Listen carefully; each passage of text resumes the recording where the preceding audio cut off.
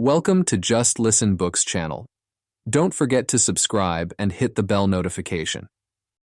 The 10% Happier by Dan Harris is a memoir and self-help book that chronicles the author's journey through the worlds of news broadcasting and self-help, ultimately discovering mindfulness and meditation as a practical tool for reducing stress, improving focus, and gaining a deeper sense of happiness and fulfillment. Dan Harris introduces his high-stress life as a news correspondent, which eventually leads him to have an on-air panic attack. This event becomes a turning point, prompting him to seek ways to manage his anxiety and stress. Chapter 1. Air Hunger. In this chapter, the author delves into the early days of his career, setting the stage for his eventual encounter with mindfulness and meditation. Harris starts by painting a vivid picture of his ambition and the high-pressure world of television news. He describes his quick ascent in the broadcasting industry, fueled by a mix of talent, ambition, and the constant drive to outdo his peers. Harris's career takes him to the front lines of conflicts in Afghanistan and Iraq. These assignments are both a dream come true and a source of immense stress. He provides a first-hand account of the adrenaline-fueled world of war reporting, detailing the dangers, ethical dilemmas, and the psychological toll it takes on correspondents. The intensity of these experiences, Harris explains, contributes to his growing anxiety and the sense of being perpetually on edge, even when he's back in the safety of the United States. The chapter goes on to explore how Harris's professional drive and experiences in conflict zones lead to an increasing sense of unease and disconnection. He talks about the constant pressure to deliver stories that captivate viewers and the competitive nature of the news industry, where one is always looking over their shoulder at younger, equally ambitious reporters ready to take their place. It's against this backdrop of professional competitiveness and the aftermath of his war reporting experiences that Harris starts to experience severe panic attacks. He vividly describes an on-air panic attack he suffered while anchoring the news, a moment of intense vulnerability that is broadcast to millions of viewers. This episode serves as a wake-up call for Harris, prompting him to reevaluate his life and seek solutions for his mounting stress and anxiety. Throughout the chapter, Harris's narrative style is engaging, candid, and often humorous, despite the seriousness of the topics he's dealing with. He does not shy away from self-criticism, allowing the reader to fully grasp the depth of his inner turmoil and the desperation that leads him to explore self-help and spirituality, a journey that will eventually lead him to discover meditation as a practical tool for managing his anxiety and becoming 10% happier. Chapter 2. Unchained Melody. In this chapter, the author chronicles his return to the United States and the ensuing struggle to adapt to a life far removed from the adrenaline-pumping, life-threatening situations he faced as a war correspondent. The transition back to normalcy proves to be unexpectedly challenging, as Harris finds himself grappling with the internal scars left by his experiences in Afghanistan and Iraq. The intensity and immediacy of war reporting had provided a sort of high, and without it, Harris feels a profound sense of disorientation and an inability to connect with the everyday concerns of life back home. Harris describes how, in his search for stability and peace of mind, he turns to the self-help and spirituality sections of bookstores, embarking on a quest that is both earnest and somewhat skeptical. He delves into various self-help philosophies, attends seminars, and explores religious groups, driven by a desire to find something, anything, that can provide relief from the constant hum of anxiety and dissatisfaction that has come to characterize his life. Throughout this exploration, Harris maintains a critical eye, bringing his journalistic skepticism to bear on the promises made by self-help gurus and spiritual leaders. He is searching for a practical solution, something that can address his inner turmoil without requiring him to buy into what he often views as the more outlandish or unfounded aspects of these teachings. His journey through the world of self-help and spirituality is marked by moments of insight and periods of frustration. Harris encounters teachings that resonate with him, offering glimpses of a more peaceful and grounded way of being. However, he also faces disappointments and dead ends, where the solutions offered feel superficial or inapplicable to his life and struggles. Unchained Melody is not just a narrative about Harris's personal quest for peace. It also serves as a critique of the self-help industry and the culture of quick fixes. Harris approaches his search with a blend of hope and cynicism, eager to find something that works yet wary of easy answers. Ultimately, this chapter sets the stage for Harris's continued exploration of mindfulness and meditation. It highlights his growing realization that any solution to his struggles will require a deeper engagement with his own mind and patterns of thought. His journey is emblematic of a broader quest for meaning and peace in a fast-paced, often superficial world, making his narrative relatable to readers who may find themselves similarly adrift in the sea of modern life's complexities. Chapter 3. Genius or Lunatic.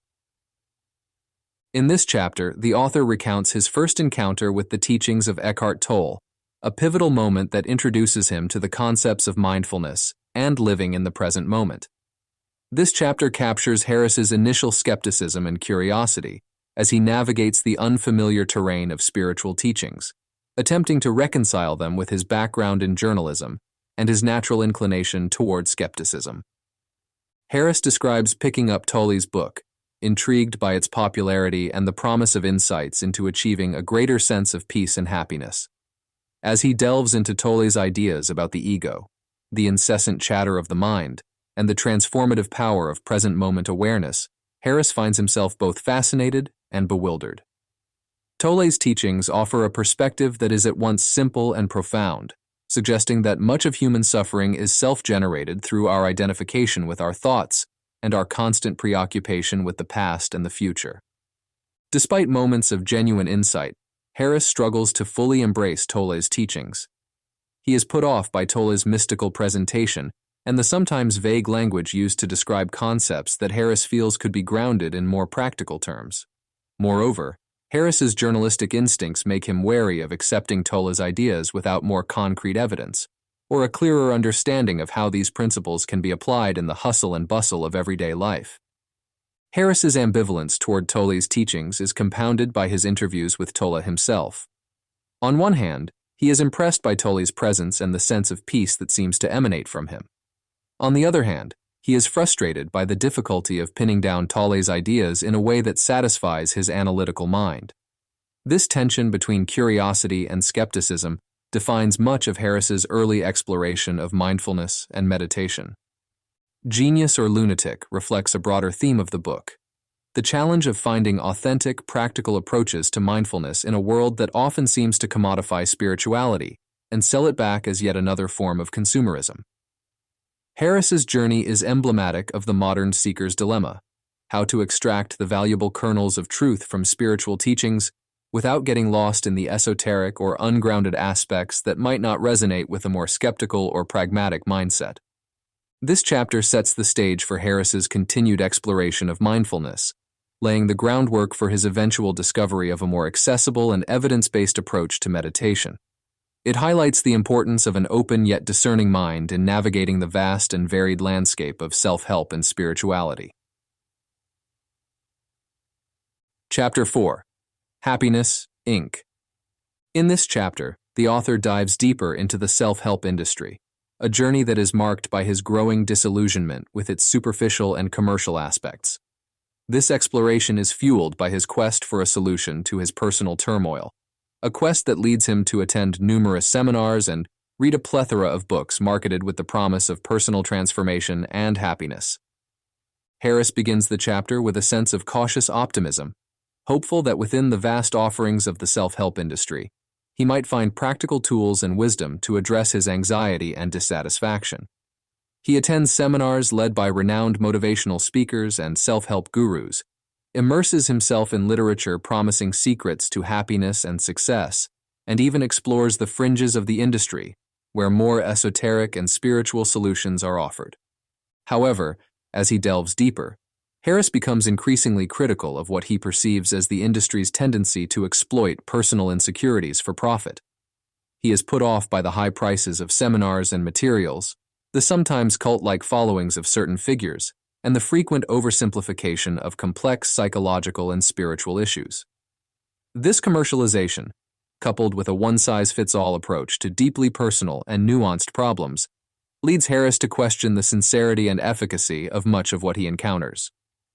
Despite his skepticism, Harris does not dismiss the self-help industry in its entirety. He acknowledges the genuine desire for self-improvement that drives many people to these resources, including himself. He also recognizes the value in some of the teachings and practices he encounters. However, he is critical of the industry's tendency to package and sell happiness as something that can be easily achieved through simple formulas, or by following a set of steps, without addressing the deeper, often messier work of personal growth. Harris's journalistic background compels him to seek evidence and practicality in the solutions offered by the self-help industry. His disillusionment is not just with the commercial aspects of the industry, but also with the lack of substantiation for many of the claims made by self-help gurus. This search for a more grounded and evidence-based approach to improving his mental well-being leads him to scrutinize the teachings he encounters, searching for something that resonates with his need for authenticity and tangible results. Happiness, Inc. reflects Harris's broader journey from skepticism to a measured acceptance of mindfulness and meditation. This chapter highlights the challenges of navigating an industry that, while often well-intentioned, can sometimes be more focused on profit than on genuine personal transformation. Harris's experience underscores the importance of discernment and personal responsibility in the quest for self-improvement, a theme that continues to unfold as his journey progresses. Chapter 5. The Jew Boo. In this chapter, the author encounters Dr. Mark Epstein, a pivotal figure in his journey towards mindfulness and meditation. Dr. Epstein, a psychiatrist with a unique approach that integrates Buddhist practices with psychotherapy, becomes a bridge for Harris between the often esoteric world of spirituality and the pragmatic, evidence-based approach of Western medicine. This chapter marks a turning point for Harris, as Dr. Epstein introduces him to mindfulness in a way that resonates with his skeptical, analytical mindset. Unlike the self-help gurus and spiritual teachers Harris has encountered thus far, Epstein presents mindfulness not as a mystical secret or a quick fix, but as a practical, scientifically grounded tool for improving mental health. Epstein explains the core principles of mindfulness, emphasizing the importance of observing one's thoughts and feelings without judgment. This approach, he suggests, can lead to greater emotional resilience, reduced stress, and a deeper sense of well-being. For Harris, who has been struggling with anxiety and dissatisfaction, this concept is a revelation. It offers a way to navigate his tumultuous inner world without resorting to denial or escapism. The Jew Boo delves into the parallels between Buddhist teachings and contemporary psychotherapy, highlighting how both disciplines address the nature of suffering, the role of the ego, and the path to psychological freedom.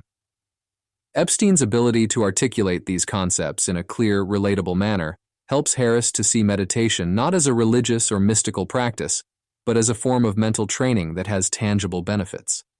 Harris's meeting with Epstein is characterized by a sense of intellectual and personal connection. He is particularly struck by the notion that one can cultivate a different relationship with one's thoughts and emotions, a perspective that opens up new possibilities for dealing with the pressures of his job and the challenges of daily life. This chapter also touches on Harris's initial attempts at meditation. Despite his interest in the practice, he faces challenges and skepticism, both from himself and from others. The idea of sitting quietly and observing one's breath seems at odds with his high-paced, achievement-oriented lifestyle. Yet, Epstein's guidance and the promise of a more balanced, centered way of living spur him to continue exploring this path. The Jew Boo serves as a crucial turning point in 10% Happier, shifting the narrative from a critique of the self-help industry to a more earnest exploration of mindfulness and its potential benefits. Harris's encounter with Dr. Epstein represents the beginning of a deeper, more substantive engagement with meditation, setting the stage for the transformative experiences that follow. Through this chapter, Harris conveys the message that mindfulness and meditation can be accessible and beneficial to anyone, regardless of their background or beliefs, a theme that underpins the rest of his journey. Chapter 6. The Power of Negative Thinking. This chapter navigates Dan Harris's early engagement with mindfulness and meditation, focusing on the juxtaposition between the inherent skepticism he feels and the benefits he begins to notice. This chapter is significant because it details the practical challenges and mental barriers Harris faces as he tries to integrate these practices into his life, and it captures the gradual shift in his perspective on meditation. Harris begins this chapter by outlining his initial attempts at meditation, highlighting the struggles common to many beginners: the difficulty of sitting still, the frustration of dealing with a wandering mind, and the skepticism about whether the practice is genuinely beneficial. Despite these challenges, Harris is determined to give meditation a fair trial, driven by his encounters with compelling advocates like Dr. Mark Epstein and the growing body of scientific research suggesting tangible benefits from mindfulness practice. One of the key insights Harris shares in this chapter is the concept of the power of negative thinking, which refers to the idea that acknowledging and observing negative thoughts and emotions, rather than suppressing or ignoring them, can lead to greater emotional resilience and well-being. This represents a significant paradigm shift for Harris, who had been conditioned to believe that success and happiness were predicated on constant positivity and forward momentum. As Harris delves deeper into his practice, he starts to experience moments of clarity and calmness. He learns to observe his thoughts without getting caught up in them, a skill that begins to translate into a greater sense of control over his reactions and emotions. This newfound ability to not be immediately hijacked by every passing thought or feeling is revelatory for Harris, offering a glimpse into the potential for a more balanced and less reactive state of mind. However, the chapter also candidly addresses Harris's ongoing skepticism and the internal dialogues that accompany his meditation practice. He grapples with questions about the value of spending time in what seems like doing nothing, the cultural perceptions of meditation, and the challenge of reconciling this practice with his identity as a driven, ambitious journalist. The power of negative thinking is crucial for its honest portrayal of the initial hurdles in adopting meditation and the gradual recognition of its benefits. Harris does not shy away from discussing the doubts and frustrations that accompany the early stages of practice, making the chapter relatable to readers who might share his skepticism or struggles. Moreover, this chapter sets the stage for the deeper transformations that Harris will experience as he continues his journey into mindfulness. It highlights the importance of perseverance in meditation practice and the potential for even a skeptical, scientifically minded individual to find value in mindfulness, setting a foundation for the more profound insights and changes that lie ahead in his narrative. Chapter 7.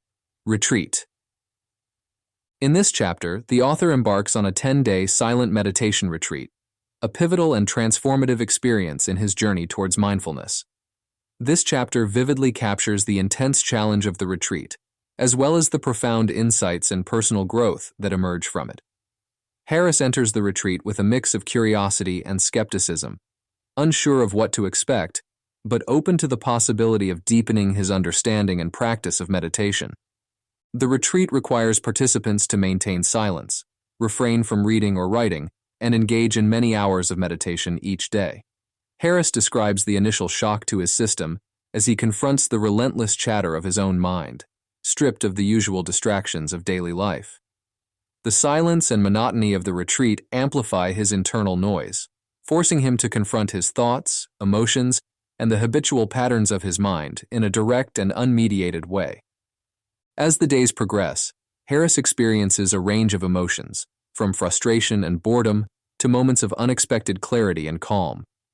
He grapples with the physical discomfort of prolonged sitting, the mental turmoil of confronting his inner demons, and the challenge of practicing mindfulness with persistence and patience.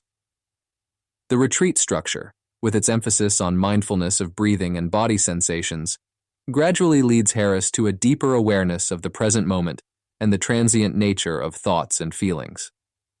One of the most transformative aspects of the retreat for Harris is the insight into the nature of suffering and the role of mindfulness in alleviating it.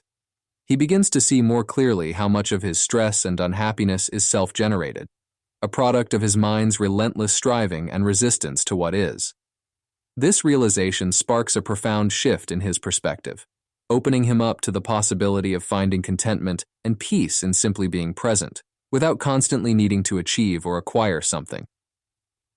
The retreat also deepens Harris's understanding of the practical benefits of meditation, He experiences firsthand how the practice can lead to greater emotional resilience, a more balanced response to life's challenges, and a deeper sense of connection with others.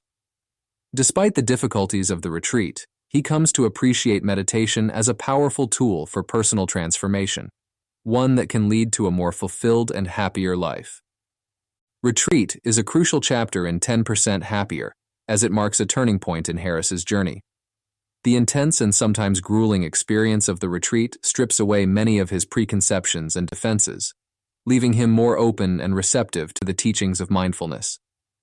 This chapter lays the groundwork for the changes that will follow, both in Harris's personal life and in his professional career, as he integrates the lessons of the retreat into his daily life.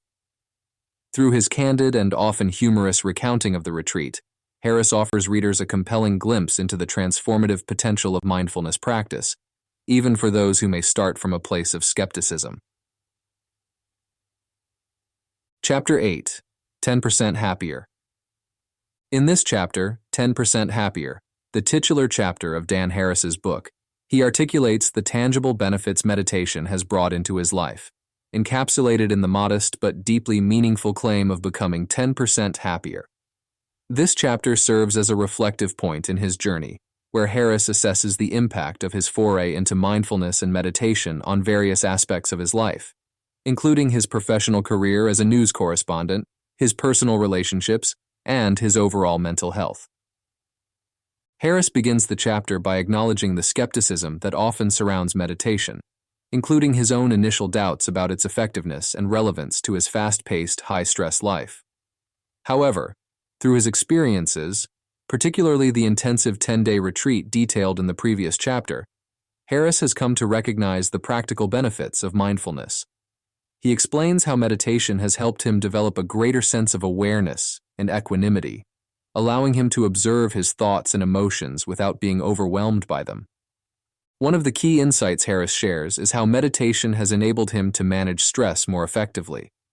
By cultivating a practice of returning to the present moment and observing his mental patterns, he finds himself less caught up in the relentless drive for achievement and recognition that had previously fueled much of his anxiety and dissatisfaction. This shift in perspective doesn't mean he no longer experiences stress or negative emotions, but rather that he has developed a more skillful way of relating to these experiences, reducing their impact on his well-being. Harris also highlights how meditation has improved his ability to react calmly in difficult situations, both in his personal life and on the job. He shares anecdotes from his work as a news correspondent, where the high-pressure environment and constant demand for quick decision-making often led to reactive and sometimes regrettable responses. Meditation, Harris explains, has given him the space to pause and choose his reactions more consciously, leading to better outcomes and less regret. Moreover, Harris discusses the positive effects of meditation on his relationships. By becoming more present and attentive, he finds that his connections with others, including colleagues, friends, and family, have deepened. Mindfulness has helped him to listen more actively and respond more thoughtfully, enhancing his personal and professional interactions. The chapter, and indeed the book's title, 10% Happier, reflects Harris's pragmatic and no-nonsense approach to meditation.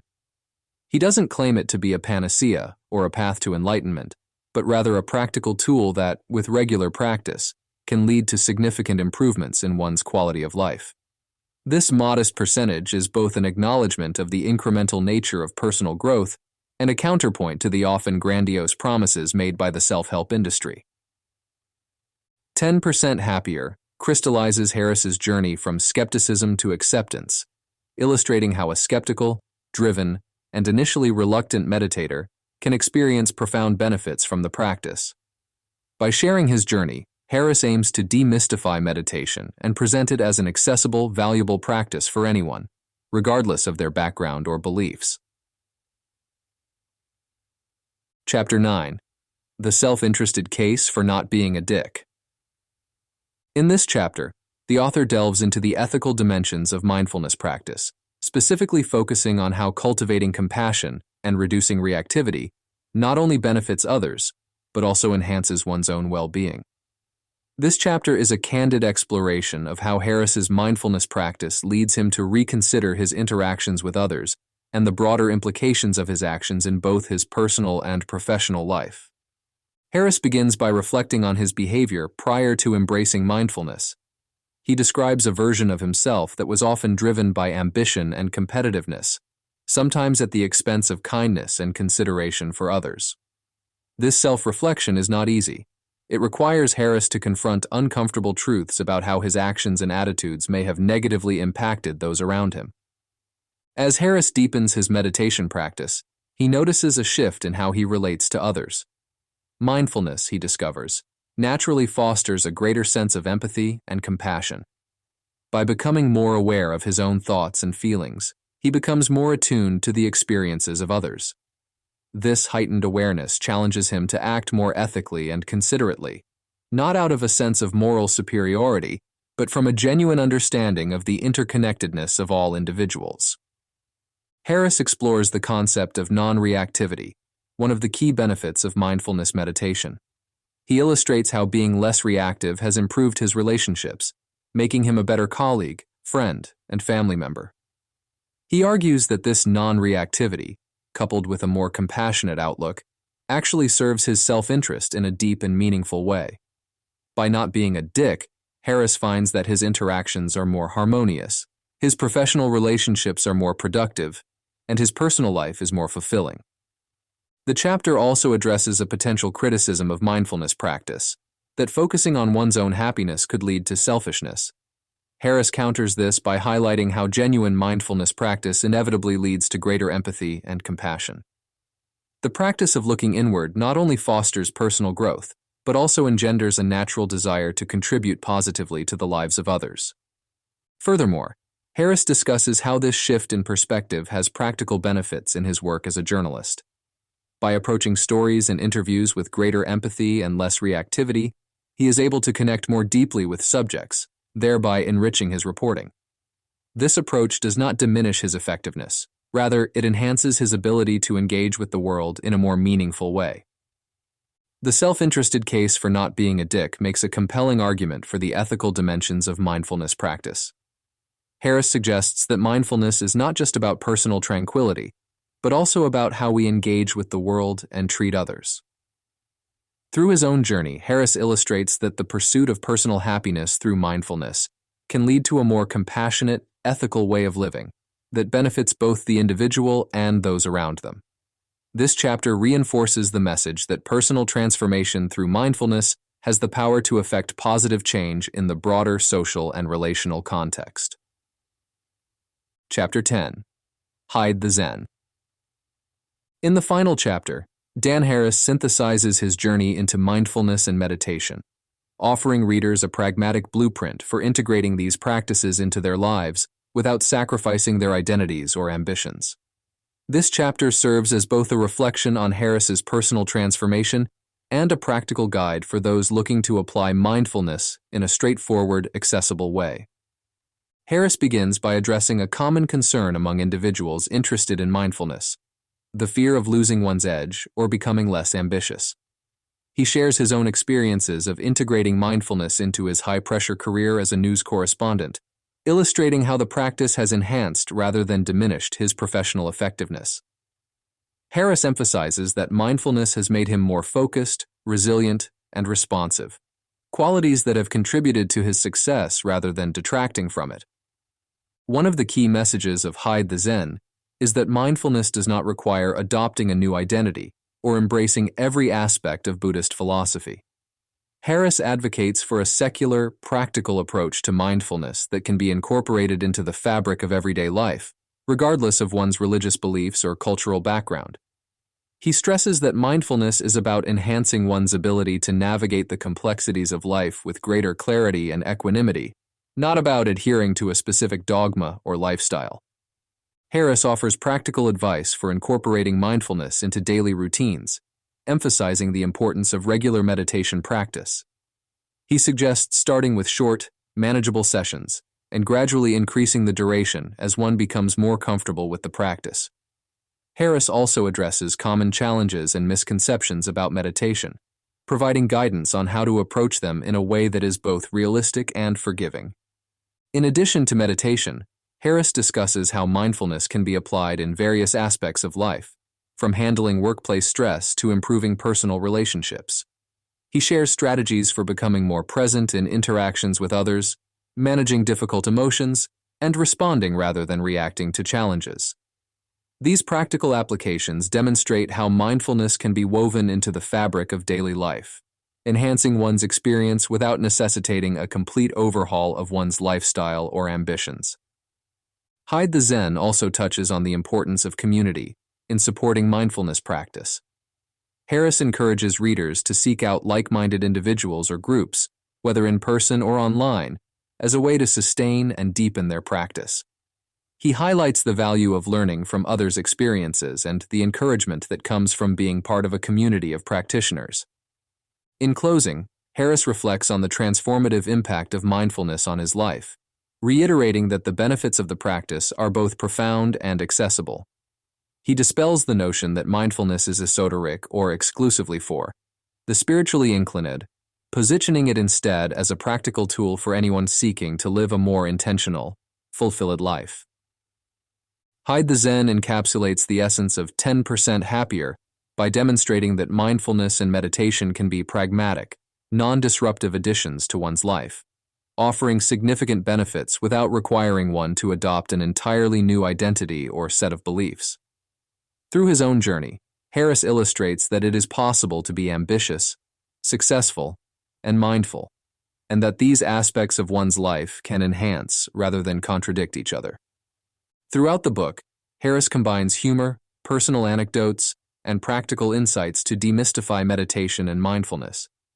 He presents them as accessible, useful tools for anyone looking to improve their mental health and overall quality of life, without needing to subscribe to any particular belief system.